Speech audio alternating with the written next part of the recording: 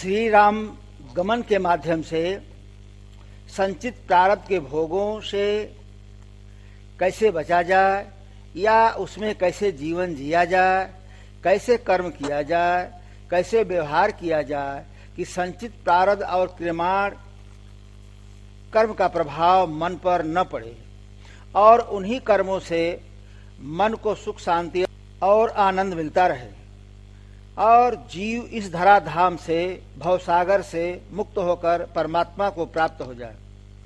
और संचित प्रारब्ध का वर्तमान के जीवन पर कितना प्रभाव रहता है, संचित प्रारब्ध कैसे विचारों को जन्म देता है और कैसे वातावरण बनाकर जीव या व्यक्ति को प्रेरित करके कर्म करवाकर घटना तक पहुंचाता है या कैसे घटना को अंजाम देता है और ऋणानुबंध संबंध क्या है, कैसे बनता है, ऋणानुबंध संबंधों के आड़ में कैसे संचित प्रारब्ध के भोग आते हैं, इन सारी बातों को समझने के लिए श्री राम वन गमन का प्रसंग माध्यम है।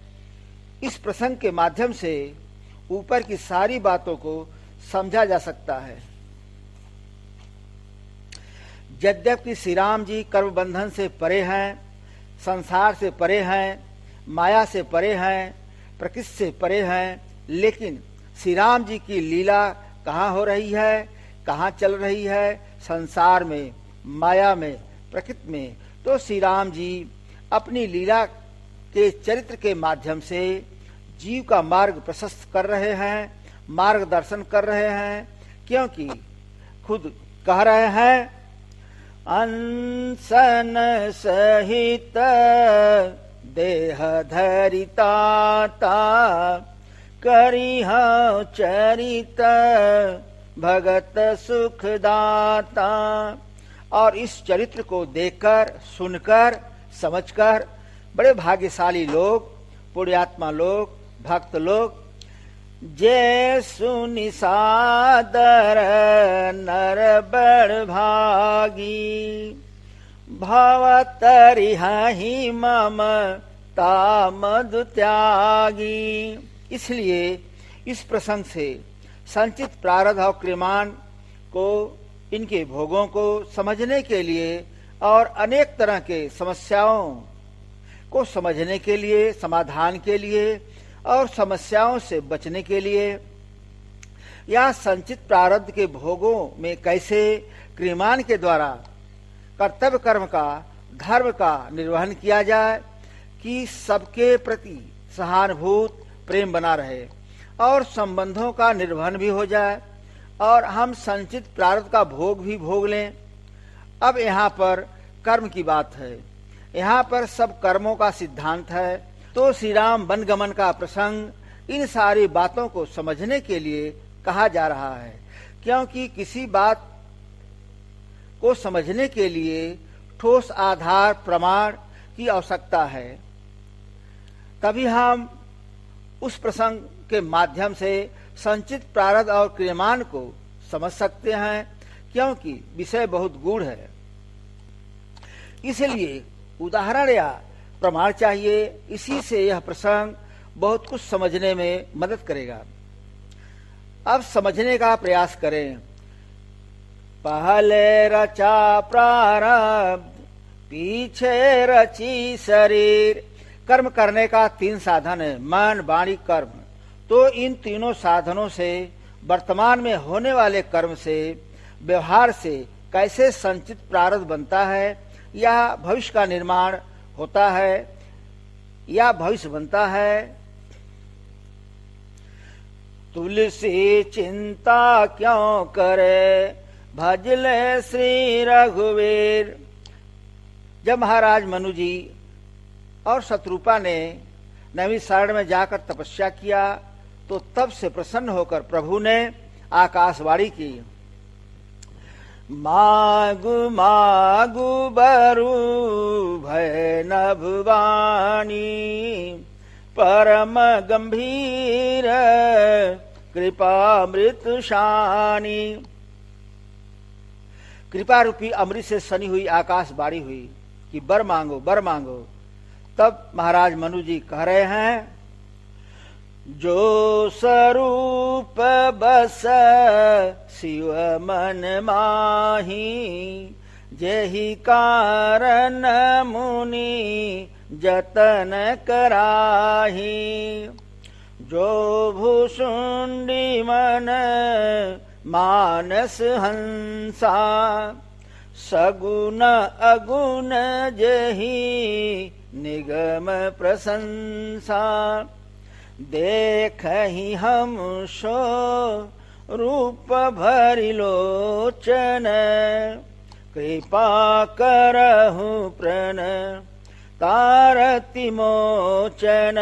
महाराज मनु जी कह रहे हैं, हे अनाथों का कल्याण करने वाले प्रभु, यदि हम पर आपका स्नेह है तो प्रसन्न होकर यह वर दीजिए कि आपका जो स्वरूप शिव जी के मन में बसता है और जिस स्वरूप के लिए मुनि लोग यत्न करते हैं, और जो काघुसुंडी जी के मन रूपी मानसरोवर विहार करने वाला हंस है, सगुण और निर्गुण कहकर वेद जिसकी प्रशंसा करते हैं, हे प्रभु ऐसी कृपा कीजिए कि हम उसी रूप को नेत्र भर कर देखें। महाराज मनु और शत्रुपा के कोमल विनय युक्त और प्रेम रस में पगे हुए सने हुए वचन भगवान को बहुत प्रिय लगे।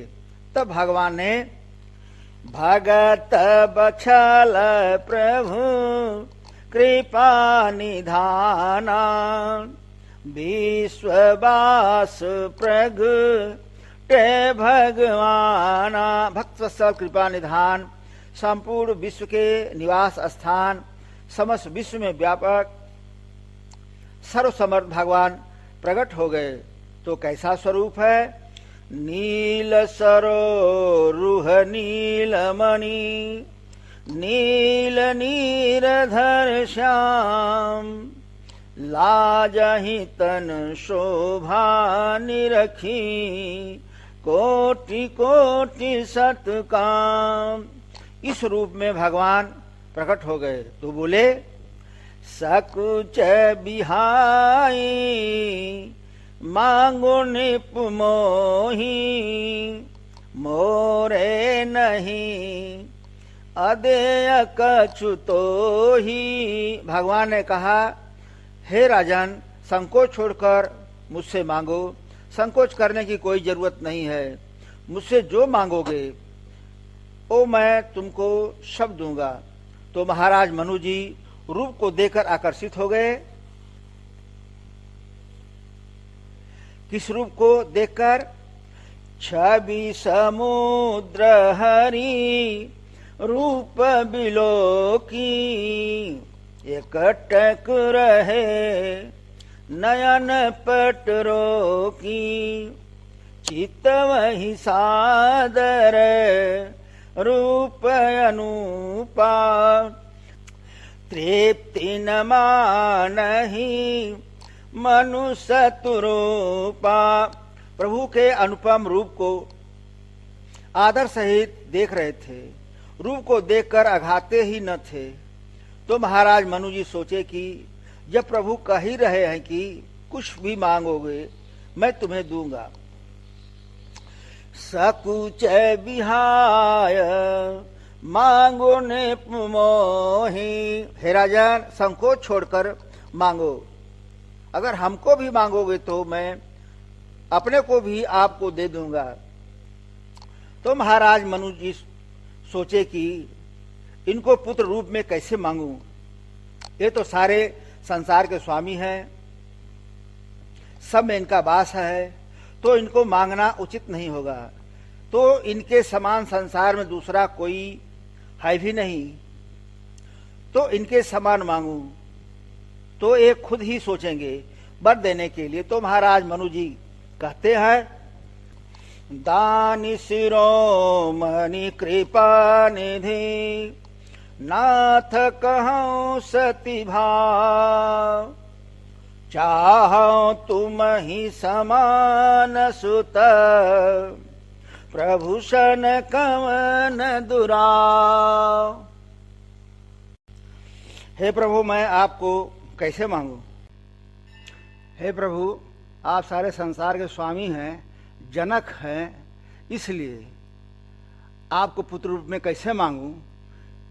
हम इसलिए आपके समान ही पुत्र चाहते हैं, लेकिन उदारतावश, दयालुतावश, कृपालतावश भक्त के भाव के अनुसार भगवान पुत्र बनना भी स्वीकार कर लिए।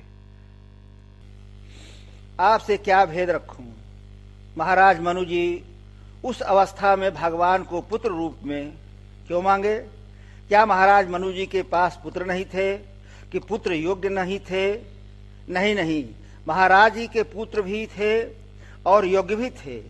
तब क्यों मांगे? इसलिए मांगे कि अगर ये पुत्र बन जाएंगे तो जीवन भर अनवरत आनंद सुख मिलता रहेगा। कौन सा आनंद?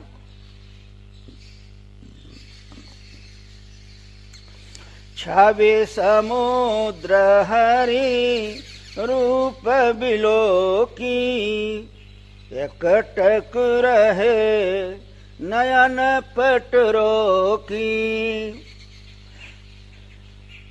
चितवहि सादर रूप अनूपा, तृप्ति न मानहि मनुष्य तुरूपा। इसी आनंद को लेकर कहे कि चाहूं तुम ही समान सुत, प्रभु शन कवन दुरा।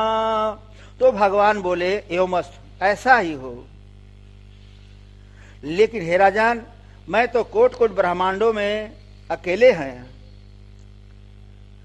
हमारे समान दूसरा कोई नहीं है। इसी भाव को का घुसुंडी जी बता रहे हैं। कोटि कोटि ब्रह्मांड मह, राम न देखें आन। मैया सती को भी जब प्रभु ने कोट कोट ब्रह्मांड का दर्शन कराया तो सती मैया कहती हैं, राम रूप शरण ही देखा। इसी से भगवान महाराज मनु से कहते हैं, हे राजन, अतः स्वयं ही आकर तुम्हारा पुत्र बनूंगा। राम समान राम निगम कहे। तो फिर मैया शत्रुपा से कहे कि हे देवी, तुम्हारी जो इच्छा हो सो वर मांग लो। मैया शत्रुपा जी ने कहा, हे नाथ, चतुर राजा ने जो वर मांगा है, हे कृपालु, वह वर मुझे बहुत ही प्रिय लगा। फिर मैया शत्रुपा ने कहा, हे नाथ, आपके जो निज जन हैं, वे जो अलौकिक अखंड सुख पाते हैं और जिस परम गति को प्राप्त होते हैं, वही सुख, वही गति, भक्ति, चरणों में प्रेम, ज्ञान और वही रहन सहन कृपा करके हमें दीजिए। तो प्रभु ने कहा, मातु विवेक अलौकिक तोरे, कबहु न मिटी अनुग्रह मोरे। हे माता, मेरी कृपा से तुम्हारा अलौकिक ज्ञान कभी नष्ट नहीं होगा। मैया शत्रुपा के संदेहास्पद वाणी को सुनकर महाराज मनु जी ने भगवान के चरणों की वंदना करके कहा, हे प्रभु, मेरी एक विनती और है। तो प्रभु पूछे, कौन सी विनती है आपकी?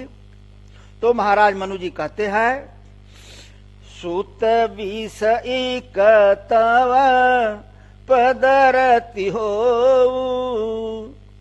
मोहि बड़ मूढ़ कह किन को। मनि बिनु फनी जिमी, जल बिनु मीना, मम जीवन तिमी तुम ही अधीना।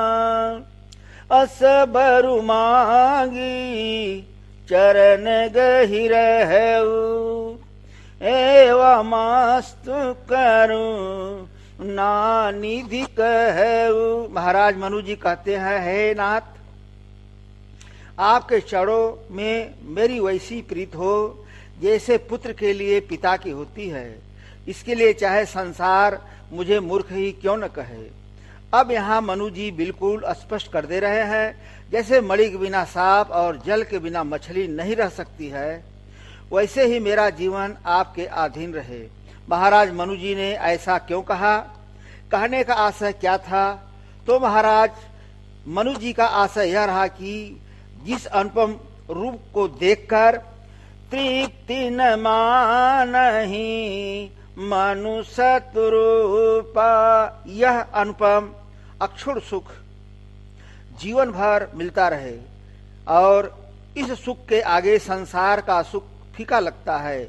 महाराज मनु जी उस सुख की बात कर रहे हैं जिस सुख के लिए जेहि सुख लागी पुरारी अशुभ वेश कृत शिव सुखद अवधपुरी नर नारी तेहि सुख महु संतत मगन सोई सुख लवलेश जिन बारक सपने हूँ लहऊ ते नहीं गनहि खगेश ब्रह्म सुख ही सजन सुमति। जनक जी का भाव देखें। अज विराग रूप मनु मोरा थकित होत जिमी चंद चकोरा इन्हीं बिलोकत अति अनुरागा बरबस ब्रह्म सुख ही मन त्यागा। उस ब्रह्म सुख को जिन्होंने लेस मात्र एक बार स्वप्न में भी पा लिया है, हे पक्षीराज, वे सुंदर बुद्धि वाले सज्जन पुरुष उस सगुण साकार ब्रह्म के आगे निर्गुण ब्रह्म सुख को भी कुछ नहीं गिनते, तो संसार के सुख की क्या कीमत है? कोई कीमत नहीं है। तो महाराज मनु जी इसी ब्रह्म सुख को पाने के लिए उस परमात्मा को पुत्र रूप में मांगे हैं। इसी से महाराज मनु जी कह रहे हैं, जैसे मणि के सुख और लाभ को सर्प ही जानता है और जल के सुख को मछली ही जानती है, उस सुख के वियोग को न तो सर्प बर्दाश्त कर पाता है, सहन कर पाता है, और न तो मछली। इसी बात को लेकर महाराज मनु जी ने कहा, मतलब कि उस सुख के बिना जीवन बेकार है, व्यर्थ है। इसी से कह रहे हैं, मम जीवन तिमी तुम ही अधीना अस बरु मागी चरण गहि रहूं। ऐसा वर मांग कर भगवान के चरण पकड़े रह गए। तब दया के निधान प्रभु ने कहा, एवमास्तु करुणा निधि कहूं। ऐसा ही हो। भगवान कहते हैं, अब तुम मेरी आज्ञा मानकर अमरावती में जाकर वास करो। हे तात, जब वहां सुख भोग कर कुछ काल बीत जाने पर जब तुम अवध के राजा होंगे तब मैं तुम्हारा पुत्र होऊंगा। कैसे आपका पुत्र बनूंगा वह सुनो। इच्छा माया नर वैस सवारे होई हूँ प्रगट निकेत तुम्हारे अंसन सहित देह धरिताता करी हाँ चरित भगत सुखदाता। अंशों के साथ मनुष्य देह धारण करके भक्तों को सुख देने वाले चरित्र करूंगा। और इस चरित्र को जे सुनि सादर नर बड़ भागी भवतरिहि मम तामद त्यागी। भगवान कह रहे हैं, जिन चरित्रों को देखकर सुनकर बड़े भाग्यशाली मनुष्य आदर सहित सुनकर ममता मत का त्याग कर भवसागर से तर जाएंगे। यहाँ तक प्रारब्ध तैयार हो गया। पहले रचा प्रारब्ध पीछे रचा शरीर। अब भविष्य वाली शरीर की रचना होगी। जीव मात्र के शरीर की रचना का आधार जीव मात्र के संचित प्रारब्ध का परिणाम है, क्योंकि उसी आधार पर वर्तमान में सब कार्य होगा, घटना घटेगी, सब अच्छे बुरे भोग या परिणाम सामने आएंगे। अब इसी आधार पर आगे देखें। प्रारब्धवश महाराज मनु, महाराज दशरथ जी बने, मैया शतरूपा कौशल्या बनी, महाराज की दो और रानियां कैकेयी और सुमित्रा। प्रारब्धवश तीनों माताओं के गर्भ से भगवान अंशों के साथ आए। कहे थे, इच्छामय नर वैस समाने, होई हाहु प्रगट निकेत तुम्हारे, अंसन सहित देह धरिताता, करिहा चरित भगत सुखदाता। या देवताओं को आश्वासन में स्पष्ट कहे थे, ते दशरथ को सल्या रूपा, कौशलपुरी प्रगट नर भूपा, तिनके गृह तनिह जाई, अंसन सहित सो चारियों भाई। संचित प्रारब्ध के घटना में समय, स्थान, परिस्थिति, कारण सब निश्चित रहता है। तो समयानुसार भगवान चार भाइयों के रूप में प्रकट हुए। प्रारब्धवश सबका शादी ब्याह हुआ। फिर उसी प्रारब्धवश एक नया वातावरण जन्म लेने जा रहा है, एक नई घटना घटने जा रही है। एक तरह से ऐसे समझिए कि संचित प्रारब्ध पहले एक वातावरण बनाता है या एक वातावरण को जन्म देता है, तब फिर परिणाम के अनुसार दिशा और दशा निर्धारण करके व्यक्ति के अंदर, जीव के अंदर मति गति पैदा करके फिर उसी दिशा में घटना को अंजाम देने के लिए जीव को प्रेरित करके कर्म करवाता है। उसमें जीव मूक बन जाता है, क्योंकि सारी सोच उसी दिशा में होती है। जीव या व्यक्ति उससे अलग हटकर कुछ सोच नहीं पाता है। उस समय जीव परवश हो जाता है। कबीरदास जी कह रहे हैं, बैठा है घट भीतरा, बैठा है साचेत, जब जैसा गति चाहता तब तैसी मति देत। श्री गोस्वामी जी लिख रहे हैं, जेहि जस रघुपति करहि जब, सो तस तेहि क्षण हो। एक बार की बात है, चक्रवर्ती महाराज राजसभा में ही स्वाभाविक रूप से ही दर्पण लेकर अपना मुंह देखकर मुकुट सीधा करने लगे।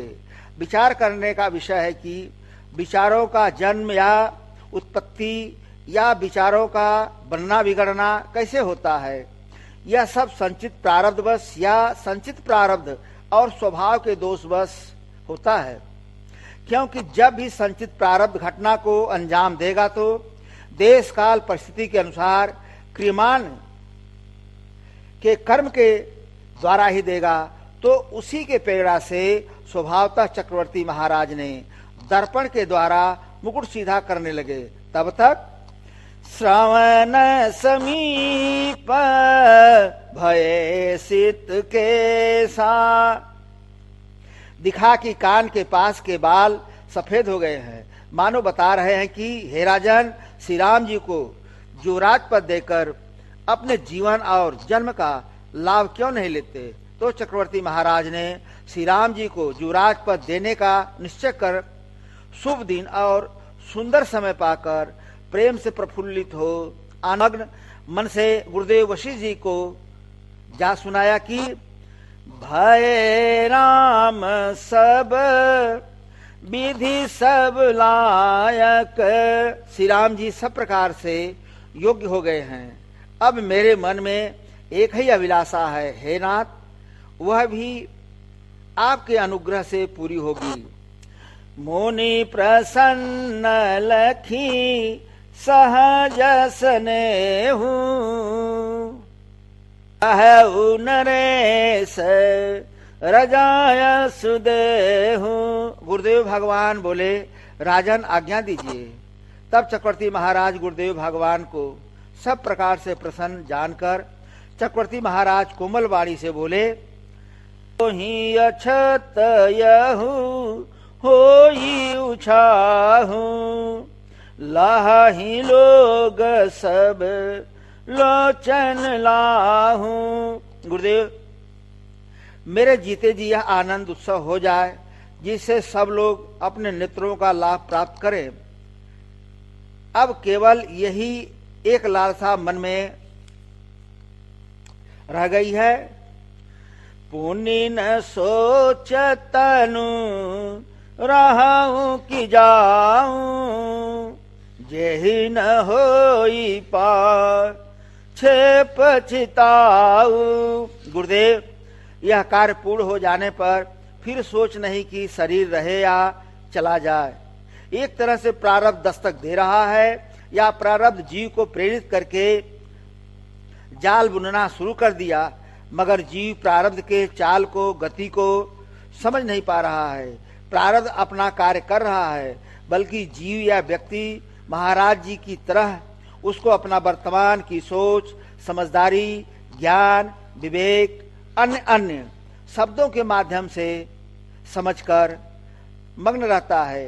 गुरुदेव भगवान से महाराज कहते हैं, जिससे मुझे पीछे पछतावा न हो। महाराज की बात सुनकर गुरुदेव मन में बहुत प्रसन्न हुए, तो गुरुदेव कहते हैं, बेगी विलंबु न करिय निप साजिय सबोई समाज सुदीन सुमंगल तब ही जब राम हो ही जुवराज। गुरुदेव भगवान बोले, हे राजन, देर मत कीजिए, शीघ्र तैयारी कीजिए। शुभ दिन और सुंदर मंगल तभी है जब श्री राम जी युवराज हो जाए। इतना सुनने के बाद महाराज आनंदित होकर महल में आए और राज ने सेवकों तथा मंत्री सुमंत को बुलवाया, तो उन लोगों ने जय जीव कहकर सिर नवाए। तब भूप सुमंगल बचन सुनाए, महाराज ने सुंदर मंगलमय वचन सुनाए। वह क्या है? जो पाचही मत लागे नीका कारहू हर सिहिय राम ही टीका। महाराज ने कहा, यदि आप सबको यह मत अच्छा लगे तो प्रसन्न मन से आप लोग श्री राम का राज्याभिषेक कीजिए। सुनत राम अभी से कसुहावा बाज गहा गह अवध बधावा। श्री राम जी के राज्याभिषेक की सुहावनी खबर सुनते ही अवध में बड़ी धूम से बधावे बजने लगे। खूब धूमधाम से तैयारियां हो रही हैं। अयोध्यावासी सब प्रसन्न हैं। अब यहाँ पर जरा सा विचार करिए। राज तिलक का उत्सव कोई सामान्य उत्सव नहीं है और भारत सरिस प्रिय को जग माही इह सगुन फल दूसर नाही। राम ही बंधु सोच दिन राती अंधनि कमठ हृदय जेहि भांति। भरत जी के समान जगत में कौन प्यारा है? शकुन का बस यही फल है, इसके अलावा दूसरा कोई फल नहीं है। और श्री राम जी को अपने भाई भरत का दिन रात सोच रहता है।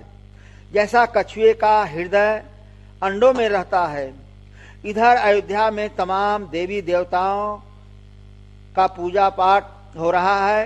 कार्य संपन्नता के लिए मनौतियां मानी जा रही हैं।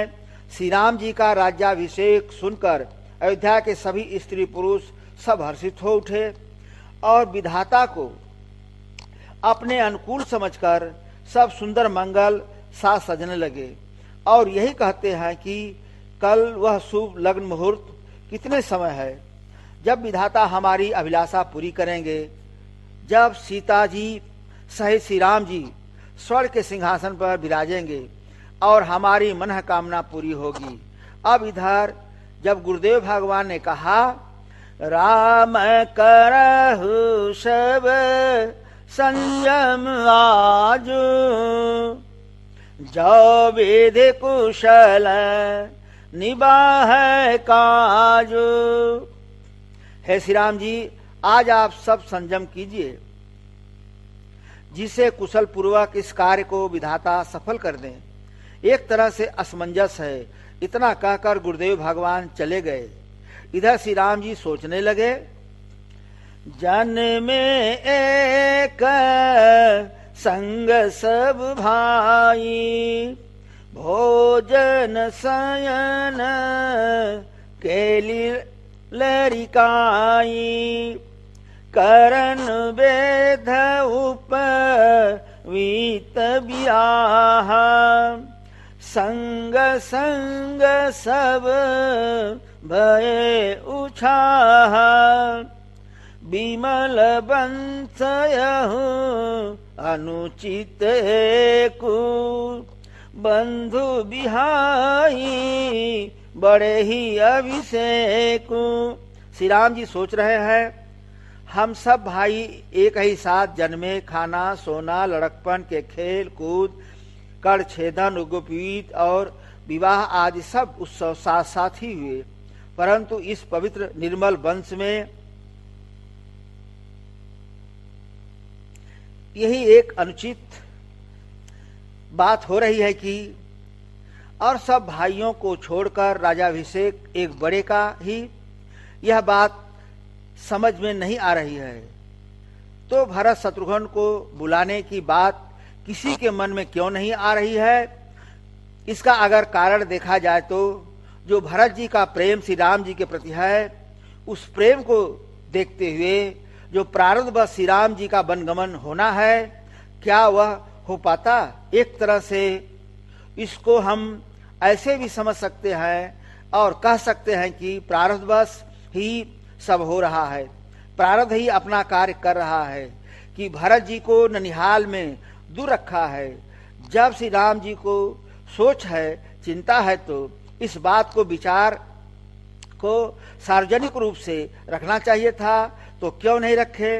तो यह मानव रूप में लोक व्यवहार के तहत सोच रहे हैं, लेकिन आध्यात्मिक दृष्टिकोण से राम सूत्रधर अंतर जामी, श्री राम जी ही तो सबके सूत्रधर हैं। संचित प्रारब्ध के मूल में भी वही है, इसलिए वही सब कुछ करने कराने वाले हैं कि वनगमन का काम अवरुद्ध हो जाता, क्योंकि यह प्रसंग संचित प्रारब्ध को समझने के लिए कहा जा रहा है और वर्तमान की सारी घटना उसी पर आधारित है, उसका प्रमाण भी है।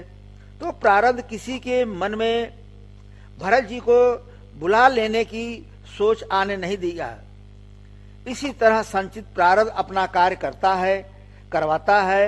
ये दोनों किसी से कोई समझौता नहीं करते हैं, एक तरह से जीव को कठपुतली की तरह नचाते हैं और जीव नाचता भी है। प्रसंग वही चल रहा है, बस केवल समझते जाइए। अब इधर देवता अपनी तैयारी में हैं।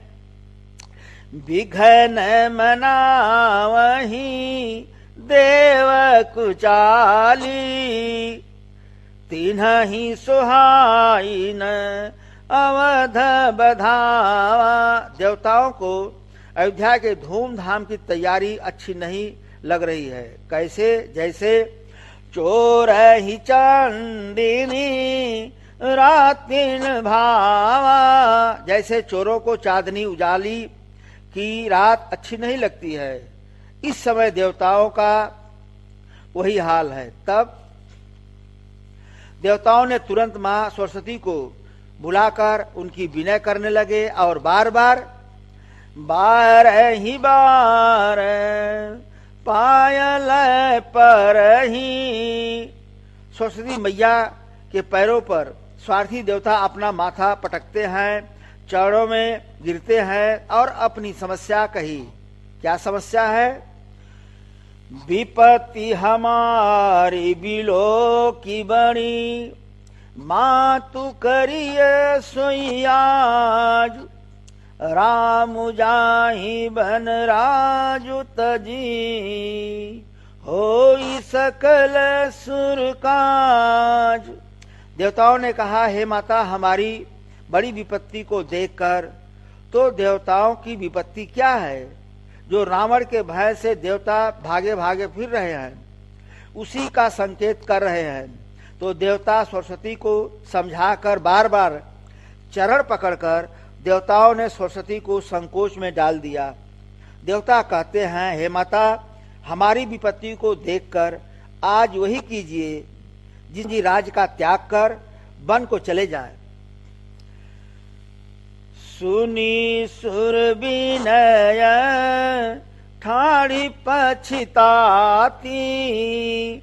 देवताओं की विनती सुनकर सरस्वती खड़ी खड़ी पछता रही है। इस प्रकार पछताते देखकर देवता फिर विनय करके कहने लगे, हे माता, इसमें आपको जरा भी दोष नहीं लगेगा। सरस्वती ने पूछा, कैसे दोष नहीं लगेगा? तो देवताओं ने कहा, विस्मय हर्ष रहित रघुराऊ, तुम जानहु सब राम प्रभाऊ, जीव करम बस सुख दुख भागी, जाइय अवध देवहित लागी। देवताओं ने कहा, हे माता, श्री रघुनाथ जी विषाद और हर्ष से रहित हैं, परे हैं। आप तो श्री राम जी के प्रभाव को जानती हैं कि जीव अपने कर्म बस ही सुख दुख का भागी होता है। तो वनगमन के प्रसंग में खास करके 5 लोग हैं, तो पांचों का प्रारब्ध अलग अलग बताए कि मंथरा प्रारब्ध बस महाराज के मृत्यु का कारण बनकर अयोध्या में आई है। महाराज प्रारब्ध बस अपने मृत्यु का कारण स्वयं है। और महाराज ने देवासुर संग्राम से वापस आते समय कैकेयी के सारथी की कुशलता को देखकर 2 वरदान दे चुके हैं। और श्री राम जी ने हम लोगों का कार्य करने का आश्वासन दे चुके हैं। और मैया कौशल्या प्रारब्ध में ज्ञान मांग चुकी है, इसलिए वो दुख सुख से परे हैं। ये सब लोग प्रारब्ध श्री राम जी को वन भेजने के लिए एक रंगमंच पर आए हुए हैं। इस तरह सबकी अंतर कथा बताकर सरस्वती से देवताओं ने कहा कि हमारे हित के लिए आप अयोध्या जाइए। इस तरह कहकर देवताओं ने बार बार गही चरण संकोची। देवताओं ने बार बार चरण पकड़कर सरस्वती को संकोच में डाल दिया। तब सरस्वती ने चली बिचारी विबुध मति पोची, ऊंच निवास नीच कर तूती, देखी न सकहीं पराई विभूति, आगिल काजो बिचारी बहोरी, करी ही चाह कुशल कवि मोरी, हर हृदय दस रथपुर आई, जनुग्रह दशा दुसह दुखदाई। सरस्वती यह विचार कर चली कि देवताओं की बुद्धि बहुत ही ओछी है, इनका निवास तो बहुत ऊंचा है, पर इनकी करनी बहुत नीची है। ये दूसरे का ऐश्वर्य नहीं देख सकते। इस तरह आगे के काम का विचार करके कि श्री राम जी के बन जाने से राक्षसों का वध होगा, जिससे सारा जगत सुखी हो जाएगा।